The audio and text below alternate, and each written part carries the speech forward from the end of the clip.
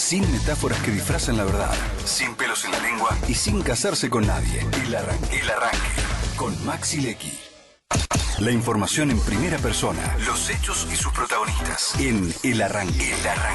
La entrevista del día. 10:41 de la mañana en la República Argentina, la diputada nacional Araceli Ferreira está con nosotros. Gracias por venir, Araceli. ¿Cómo te va? No, al contrario, gracias. Me encanta venir a este programa, así que Sí. gracias a ustedes. La verdad que a mí también me gusta recibirlos porque uno habla como en casa, ¿no? Habla de la manera lisa y llana que tratamos de transmitirla a nuestros oyentes. Y fuera del aire estábamos conversando del presidente de la Nación en relación al acto del día de ayer, ¿no? ¿Qué pensás de todo lo que pasó, de todo lo que se dijo y del presidente no haciendo una sola alusión a Belgrano? Yo decía en mi columna, no sé si en mi introducción, no sé si tuviste la posibilidad de escucharla, que para mí él no habla de Belgrano porque Belgrano estaría en contra de sus propias ideas, ¿no? O sea, estaría discutiéndolo ideológicamente a Macri. Ideológicamente, políticamente, el proceso, aparte de la creación de la bandera, Belgrano era uno de los que hacía un fuerte hincapié en la necesidad de la unión nacional para enfrentar a esas potencias externas que nos estaban expoliando.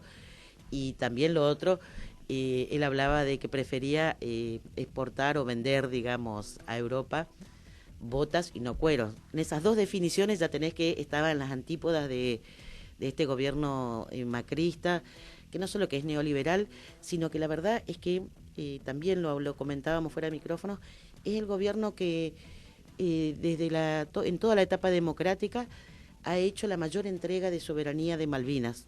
Yo me animaría a equiparar al retroceso que significó la decisión de la Junta Militar de ir a esa guerra, porque, por los convenios que se firmaron, le permiten la exploración de poner pozos petroleros en nuestras áreas. Bueno, el diputado Filmus denunciaba que en la Secretaría de Cultura tenían un mapa de Argentina y decían Falklands. Pero desde lo simbólico es muy difícil. Es que y yo creo que tiene que ver con este tema de que la verdad es que este es un gobierno que la patria le dice muy poco, digamos, está más pensando en intereses extranjeros. Y que, también ese tema, cuando en Tucumán, en un acto de Tucumán, decía que los patriotas con angustia se habían independizado de España, le decía al rey que estaba presente. Que no tenían angustia, tenían coraje, tenían valor. Y encima ese acto lo hace con el rey de España y no...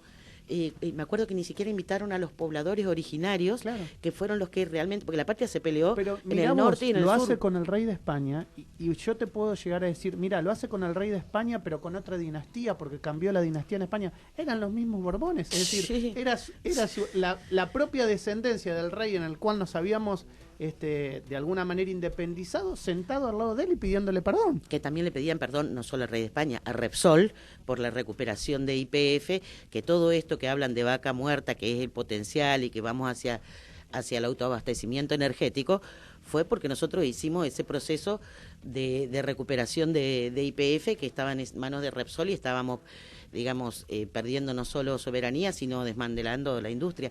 Por eso yo creo que lo de ayer es coherente con todo eso, en un momento en que los pibes, las pibas, nuestros estudiantes van con emoción a jurar la bandera, que los papás y las mamás acompañan, la familia va emocionada. Yo soy rosarino, yo juré la bandera desde el colegio, me acuerdo, no había ido en ese momento el presidente, estaba el gobernador y el intendente de Rosario de aquella época, y es toda una emoción, o sea, hacer ese acto, estar ahí, que vaya tu familia, en Rosario, pero en todo el país. Exactamente. Entonces él eligió no ir al acto central del homenaje a la bandera en Rosario, en el monumento a la bandera. Hacen este acto cerradito en un galpón, digamos, y se manda esta cosa de despotricar contra Moyano en lugar de hablar. Sí, no hay palabras para calificarlo, salvo esta coherencia ideológica en una línea que se sienten más identificados, no sé, se creen más europeístas, miran más a Trump, a cualquier otra cosa que lo que pasa dentro del país. La verdad que ni siquiera me alcanzo a decir que me enojé, me dolió, esa es la palabra. Y yo me preguntaba, ¿cómo crees cuando tengamos un poco de años hacia adelante, ¿no? Y veamos para atrás lo que pasó con Macri? ¿Cómo crees que va a ser recordado en 50 años este gobierno? Yo hablaba de la década infame, ¿no?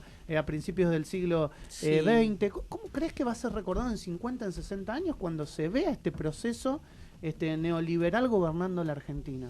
Sí, tenés razón, va a tener algún calificativo de ese tipo, como la semana trágica, no sé, los 4 años más trágicos de nuestra historia, porque este gobierno logró que lo de la Rúa y Menem juntos, casi, no digo que parezca progresista, pero la reforma laboral que plantea Menem hace que la de la Banelco y la que hizo Menem en los 90 sea chico pleito al lado de lo que quisieron hacer, que se lo frenó Moyano, por eso tanta bronca, y que sin duda lo van a hacer si llegan a pasar el test electoral de octubre. Yo se lo pregunté a varios diputados que estaban ahí sentados como vos del gobierno y me dijeron, sí, el año que viene vamos a estar hablando de reforma laboral previsional. Sí, claramente. La previsional, que ya es el tercer capítulo, porque lo hicieron, la primera reforma previsional la hicieron cuando fue el tema de los blanqueos, con la excusa de permitir que se blanquee toda la plata negra, digamos, de la coima, de la corrupción, no solo de la evasión impositiva, como querían presentar ellos, que en este país es delito, aunque lo hagan, digamos, los ricos. En aquel momento ya sacaron, en realidad, la caída de la moratoria previsional y la jubilación del ama de casa, que va a pasar ahora en julio, es por esa ley del 2016. Después vino el cambio de la fórmula de actualización, que fue ese gran escándalo y la represión terrible, el corralito de 4 fuerzas de seguridad rodeando el Congreso en diciembre de 2017, que lo hicieron pese a que en campaña habían dicho que no lo iban a hacer. Así que lo que se viene ahora va a ser mucho más grave. A las mujeres ya nos aumentaron 5 años la edad jubilatoria, y ahora ellos han pasado a un sistema que se notó poco, es para la gente que no tiene aporte jubilatorio, te llevan a 70 años y te dan una pensión, que ya no es una jubilación, está fuera de las actualizaciones, no es transmisible al cónyuge, y creo que es un porcentaje, es el 82% de la jubilación. No es de la jubilación en actividad, el 82% del salario mínimo vital y móvil que en este país está por el piso, por el subsuelo.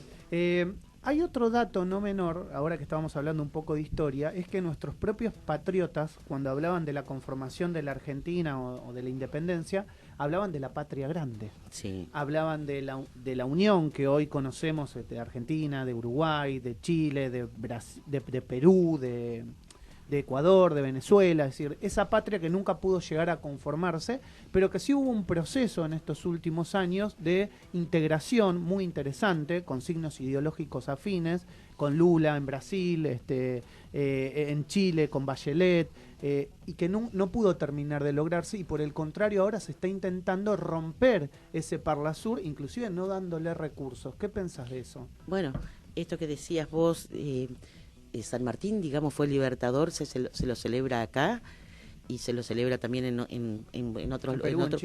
Sí. Y nuestro himno nacional, la versión larga, que luego fue acortada, era un himno de la patria grande. No me acuerdo exacto, pero decía: no los veis sobre México y Quito arrojarse con saña voraz, y el cual lloran bañados en sangre Potosí, Cochabamba y La Paz. Esas eran estrofas del himno argentino, porque tenían esta vocación. Fue derrotado a posteriori, este sistema de fronteras que se armó. Bueno, de hecho, la declaración de la independencia participan provincias que ahora están con Bolivia, y fueron parte. Vos mirás las actas de la independencia, no participan las provincias de lo que hoy es el NEA, Corrientes, Entre Ríos, bueno, Misiones. Sí, porque si mal no recuerdo, nosotros ya la habíamos declarado un año antes con ese otro gran patriota y libertador que fue Artigas y el artiguismo y la Liga de los Pueblos Libres. Y la del 9 de julio es la parte andina, a la que se suma Buenos Aires cuando ve que no puede frenar ese proceso independentista, y participan todos estos sectores. Y luego viene el desguace del virreinato del Río de la Plata, en estas fronteras que fueron arbitrarias y a la medida de los intereses británicos, porque... Totalmente, eso te iba a decir, es un proceso histórico comandado obviamente por los británicos, que tenían en claro que si nos dividían, de alguna manera te podían colonizar económicamente y le iba a ser más fácil vender sus productos acá y claramente sacar nuestra materia prima. Sí, sí. Es así, Sí. es un proceso histórico comandado por el Imperio Británico. Y luego del tema del neoliberalismo que asoló a nuestra patria grande, a toda la patria grande en los 90, que fue estallando, digamos, el Caracazo, bueno, por un montón de lugares fue estallando, acá tuvimos el 2001, digamos, el diciembre negro del 2001, llegaron presidentes y presidentas que tenían que ver con sus pueblos, digamos, Néstor y Cristina, la clase media argentina, Bolivia, digamos, un representante de los pueblos originarios, esta Bolivia plurinacional, digamos, que hoy tiene una economía que nos daría envidia, que nos da envidia a nosotros. De hecho, la moneda de ellos vale más que el peso argentino. Lula, representante de los trabajadores. De los trabajadores, un obrero que no fue a la universidad, digamos, y el mismo Chávez, digamos, que también venía de ese sector rural que había sido tan marginado en esa Venezuela, donde una minoría vivió de las riquezas del petróleo, que es lo que en realidad hoy se discute en Venezuela. Acá no está discutiendo Maduro, seguís discutiendo a dónde va ese petróleo. Es el trasfondo real. Que es lo que sigue siendo. Por eso que estos golpes contra desarmar UNASUR, golpear Parla Sur, tienen que ver con volver a debilitarnos y dejarnos como nichos chiquititos para que sea más fácil imponernos acuerdos de libre comercio, como el que desangró a México, el NAFTA desangró a México, pero también golpeó a Estados Unidos. Yo estando en Estados Unidos escuchaba cómo los sectores empresariales, lo que serían las cámaras de pymes, sí, y los gremios allá, porque habían logrado trasladar muchas de las industrias a México, justamente por el tema bajar el costo laboral. porque no tenían derechos sociales ni sindicales. Así que todo eso vuelve a estar en juego ahora, y Macri se subió, pero encima se subió a lo peor, porque Macri, la alianza de Macri ni siquiera... la alianza de Macri es con Bolsonaro y con Trump, digamos, que es lo peor, lo que no solo desde el punto de vista de los derechos de las minorías, de las mujeres, esta agenda que ellos tienen en contra de lo que llaman la ideología de género, sino de un capitalismo que se basa solamente en la exportación de productos primarios sin industrializar, y en la financiarización de todo. Te mercantilizan todo, que es lo que hicieron acá, te mercantilizaron los alimentos, te mercantilizaron la energía, por eso tiene valor dólar y precios internacionales lo que nosotros producimos, por eso vos te vas a comprar un kilo de carne y salís llorando, digamos. Sí, no, totalmente, sí. ¿Y crees que el gobierno de Macri tiene ya fecha de vencimiento o todavía eso está en duda? Electoralmente la gente todavía hay que transmitirle esto que está pasando y de alguna manera que entiendan que así el país no puede seguir, que termina explotado. Mira, yo creo que, y lo dicen las encuestas y es lo que uno percibe, y hasta los que lo votaron a Macri están desencantados, por eso que ahora salen a pegarle tan fuerte a la baña, porque hay una opción ahí para el macrismo desencantado, y creo que este proceso de la fórmula de Fernández que va aglutinando cada vez más sectores de la oposición, y está en condiciones de ganar, como dicen las encuestas, y tal vez en primera vuelta, pero yo creo que no hay que confiarnos de nada. Con estos sectores, porque aparte son los mismos, esto que decíamos, son los mismos que atentaron contra San Martín, contra Belgrano. Hay anécdotas de que a Belgrano, cuando Belgrano se negaba a acatar las órdenes que le daban ese centralismo oligarca, lo ponían preso al hermano para obligarlo a que venga acá y negociar. Atentaron contra ellos. Es la Argentina del primer centenario, pastoril, extranjerizante, y ahora le agregaría con Macri 100 años después la timba financiera, esto que se está yendo por día del Banco Central argentino, salen 4.000 millones de pesos que se van por la canaleta de la especulación financiera, 2.000 millones más o menos del ELIC, 1.152, 54 de intereses de deuda externa, y después un remanente de lo que eran las LEVAC. Las LELIC, hay que acordarse que es el negocio financiero más grande, porque la timba financiera 70% de interés por no hacer nada y con liquidación semanal. Eso yo creo que fundió a los argentinos y va a tener una respuesta electoral. Pero también son tan grandes los intereses que se están tocando que de esto se puede esperar cualquier cosa. Sí. Yo tengo miedo de que, yo de estos, le decía, se conmemoró un nuevo aniversario del bombardeo a Plaza de Mayo, fusilamiento de León Suárez, José León Suárez, el alzamiento de Valles. No sé si van a haber derramamientos de sangre, no creo, porque la Argentina y el Nunca Más están instalados muy fuerte, pero se puede esperar cualquier cosa, fraudes, cualquier maniobra. No creo que esta derecha vaya a ser democrática. De hecho, el antecedente de Tucumán, nosotros cuando ganó Macri... O sea, ¿le temés a que al haber un aluvión en contra de votos puedan llegar a hacer cualquier cosa? Sí, tengo mucha preocupación. Y cuando perdimos el gobierno con Macri nos gana por el 2%, sí, con un resultado sospechoso en Córdoba, se lo aceptó.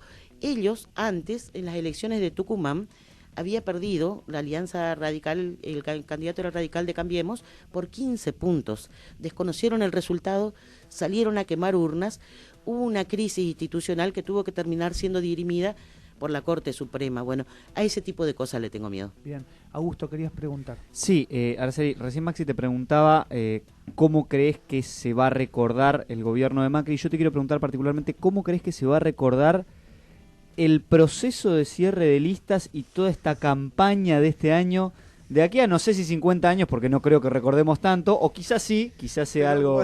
Pero digo, de aquí a 4 años, ¿no? Digo, fue algo muy raro, hasta el momento todavía estamos que mañana cierran las listas y están los últimos cierres ahí, los últimos arreglos. ¿Cómo crees que se va a recordar este proceso particular? No, mira, más allá de las particularidades de las integraciones, yo creo que va a ser recordado por una pelea muy fuerte del feminismo por el tema de la paridad en las listas. Me parece que, y es más, seguimos discutiendo que no solo queremos el famoso uno y una, sino que también queremos que haya una y una, porque las listas todavía, las cabezas de listas... Las encabezan hombres. Sí, así que todavía seguimos peleando de acá hasta el sábado, chicas, chiques, para que tengamos cabezas de listas también mujeres. ¿Es difícil para una mujer meterse en el ámbito de la política? Sí. Y de hecho, bueno, le decía, tenemos el tema de Cristina, que fue un caso emblemático. Sí. Es la política con mayor bagaje electoral, mayor volumen electoral, mayor apoyo de los ciudadanos, renunciando. Y tal vez eso no se lo perdona el machismo también. Bueno, sí, no sé, pero lo que sí es que renuncia convencida de que había que sumar más, lo convoca Alberto Fernández, el machismo la critica, Pichetto, me acuerdo que decía que la falta de poder político, no sé. Lo que estoy segura es que un hombre en ese lugar de Cristina no hubiera tenido ese acto de renunciamiento, de convocar a otro sector, del cual fue muy criticada por Alberto, pensando más en el destino de la patria, de poder armar una fórmula que le gane a Macri. Yo creo que un hombre se hubiera sentado sobre eso y la miraba pasar, no importa lo que suceda. Bueno, no sé, ese es el aporte de las mujeres. Por eso es que también peleamos tanto por nuestros lugares. No solo por las mujeres, sino porque también tenemos una concepción nueva de la política. ¿Pichetto es un traidor? No, yo creo que lo que pasó que al integrar la fórmula con Macri fue el blanqueo de lo que hizo estos 4 años. Porque todos los acuerdos de todas esas leyes impopulares, esto que hablábamos de la reforma previsional, el pacto fiscal, donde las provincias le transferíamos fondos a la gobernadora Vidal, digamos, a cambio de nada, eso no lo gestionaba Michetti. Michetti a lo sumo estaba para dar la palabra, pero el arquitecto de todo eso fue Pichetto. Así que me acuerdo, Mayán decía que en algún momento creían que había micrófonos en las reuniones de bloque. Lo dijo al aire, lo vi en la tele. Decía, creíamos que estábamos siendo pinchados y cómo se enteraba el gobierno de lo que conversábamos nosotros. No eran pinchaduras, era Pichetto. Era Pichetto. ¿Tuvo la dignidad de renunciar al Consejo de la Magistratura? Dignidad, no. Yo pensé que no lo iba a hacer. No, el día anterior había dicho, judicialicen, hagan lo que quieran, yo no renuncio.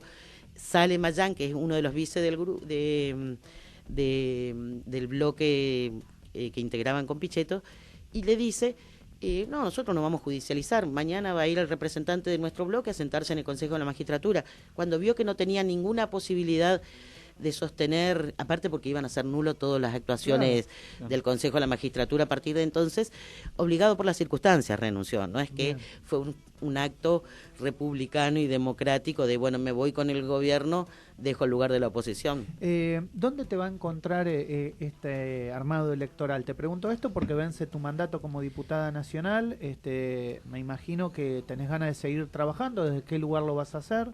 No, desde el lugar que yo le decía, no me gusta pensarme a mí como Carrió, 25 años sentado en una banca, creo que hay lugares suficientes para militar y aportar desde el oficialismo, como creo que va a pasar a partir de diciembre, y si no desde la oposición. La banca no es un lugar, y no es saludable tanta continuidad como la de Carrió, porque la burbuja legislativa existe y uno tiende a olvidarse de lo que pasa, la realidad más allá de los muros, de las fronteras de los muros del Palacio Legislativo. Así que veremos qué sucede, pero creo que, vuelvo a decirte, estar tanto tiempo en una banca puede ser, la verdad que no es un tema de experiencia que uno aporta al desarrollo y al funcionamiento legislativo, sino que me parece que, bueno, terminás como Carrió, digamos. La última, ¿cuál fue tu mayor éxito como legisladora y tu mayor fracaso? Me imagino fracaso es que no haya salido la ley del aborto, ¿no? Yo lo considero un éxito, ¿sí? Porque instalaron el tema. Se instaló el tema de una manera que no solo acá en Argentina no se había dado nunca. Esa media sanción y ese debate fue tan trascendente. Bueno, vos fíjate hoy que sacando la fórmula de Labaña y Urtubey, la de los Fernández, Cristina votó a favor y Alberto dice que está por la despenalización, más allá de sus convicciones personales, religiosas tal vez, y entiende que no se puede seguir penalizando a las mujeres. Macri está en contra y es abiertamente celeste, pero lo convocó a un Pichetto que votó y fue el que impulsó el debate en el Senado. Por primera vez, la mayoría de las fórmulas presidenciales argentinas van a tener candidatos y candidatas que abiertamente te dice que están por la despenalización o legalización del aborto, salvo esta fórmula de Labaña y Urtubey. Eso es consecuencia de... Así que yo creo que ese debate y esa sororidad que creamos también para lograr esa sanción, me parece que fue uno de los mayores aportes donde pudimos construir no solo una transversalidad, sino algo más profundo, para sacar leyes, no solo la del aborto, después sacamos la ley Brisa, la ley Justina, es verdad, se siguió sacando leyes, así que me parece que ese fue el mayor aporte. El mayor déficit que nosotros tenemos la represa Yacyretá, que fue todo este escándalo del apagón, y no podemos lograr que eso sea un factor de progreso para Corrientes, Misiones y el NEA. Es verdad. La última, sí, cortita. ¿Qué opinión te merece, si es que te merece alguna, los dichos de Amalia Granata en relación al aborto, que salió ayer a decir que van a tener que seguir haciéndolo en la clandestinidad? A confesión de parte, relevo de prueba. Es lo que nosotros les decíamos cuando no se aprobó, esos 5 senadores Percha no entendieron la importancia histórica, porque no es que al votar en contra del proyecto de despenalización del aborto se terminan los abortos. Lo único que pasa es lo que dijo Amalia Granata, se siguen haciendo abortos en condiciones de clandestinidad, y ahí me acuerdo un caso que tomamos conocimiento durante el debate del aborto. Una piba, en ese momento tenía 16 años cuando habló con nosotros, nos contaba que le tocó abortar a los 13 años con misoprostol en un baño público de una plaza. Eso es lo que sigue pasando cuando votás en contra o te pronunciás en contra del aborto, y encima esos mismos son los que se oponen a la educación sexual.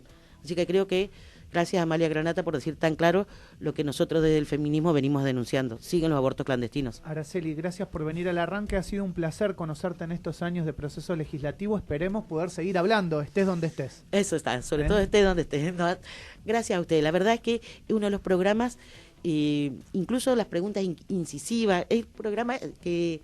no sé cómo decirte, que despierta, que no es esa cosa que vos sabés que te van a preguntar, que a veces es medio aburrida. Así que gracias a ustedes por dejarme compartir a veces el micrófono. Muchas gracias. La diputada nacional Araceli Ferreira en el arranque.